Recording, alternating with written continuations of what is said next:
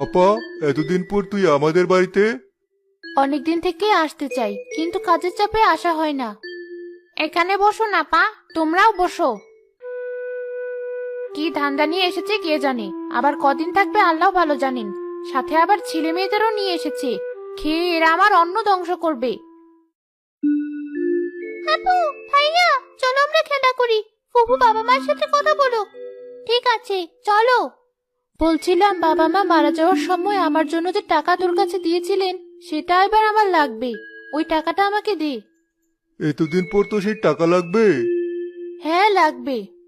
আমি আরো ভেবেছিলাম ওই টাকা আর তুই চাইবি না, ভাই হিসাবে আমাকে দিয়ে দিবি। আমার সংসার চালাতে বেশ কষ্ট হচ্ছে। পরে টাকা হলে তখন না হয় তোকে কিছু দিব। থাক আপা, তার আর দরকার হবে না। ওই কটা টাকার লোভ যখন আপনি সামলাতে পারেননি, তাহলে আর দরকার নেই। এই নিন আপনার টাকা। জানি খুশি মনে টাকা দিলি না, কিন্তু আমারও উপায় নেই। আর এটা আমার বাবা মায়ের রেখে যাওয়া, তাই এই টাকার উপর আমার অধিকার আছে। লোভ করার প্রয়োজন নেই। রাজু, রূপা, বাড়ি চল। মা, কেবলমাত্র আসলাম, এখন বাড়ি যাব না। আমরা থাকি, তুমি যাও। পরে তুমি আর বাবা এসে নিয়ে যেও। ফুফু, তুমি ভাইয়া আর আপুকে নিয়ে যেও না, আমরা খেলা করব। আপা, ওরা যখন থাকতে চাইছে তাহলে থাক না, পরে যাবে না হয়। বেশ, কাল পরশু ওদের বাবা এসে নিয়ে যাবে। আমি তাহলে আসি। বাড়ি গিয়ে ছেলে মেয়ে দুটোকে খেতে দিতে পারবো না। তার চেয়ে ভালো দুদিন এখানে থাকুক, তাহলে আমরা দুজন কোনোভাবে চালিয়ে নেব।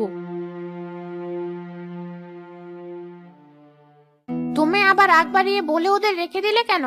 যেমন তুমি তেমন তোমার মেয়েটা। ওরা যেতে চাইছে না, আবার রিমাও ওদের যেতে দিতে চাইছে না। এখানে একবার থাকার কথা আমি না বললে হয় বলো? টাকাও নিয়ে গেল, উল্টো ঘাড়ে বোঝা দিয়ে গেল। তোমার বোনটা ভীষণ চালাক। থাক, ওসব কথা এখন বাদ দাও। দুদিন থেকেই তো চলে যাবে। এই দুদিন কি তুমি কাজ করবে? যত সব ঝামেলা। আমি তোমার ভাগ্নে ভাগ্নির জন্য কিছু করতে পারবো না। আজই চলে এলে? একটা দিন থেকে এলে পারতে। এত দূরের রাস্তা। তোমাকে বাড়িতে একা রেখে গিয়ে আমার মন টিকলো না, তাই চলে এলাম। মন টিকলো না নাকি টাকা চেয়ে এনেছে বলে লজ্জায় থাকতে পারোনি? এত কথা না বলে মাছের হ্যাচারি থেকে পোনা কিনে নিয়ে এসো। হ্যাঁ যাই, তার আগে চলো তোমাকে একটা জিনিস দেখাই।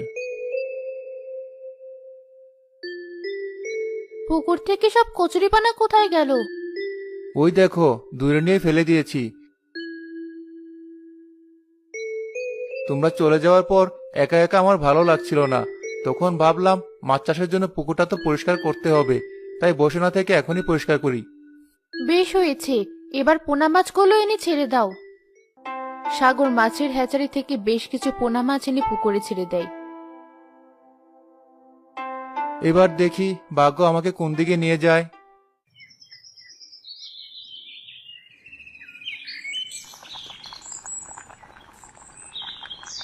এই মাংস ওদের আমি দেব না, ওদের জন্য এই শুট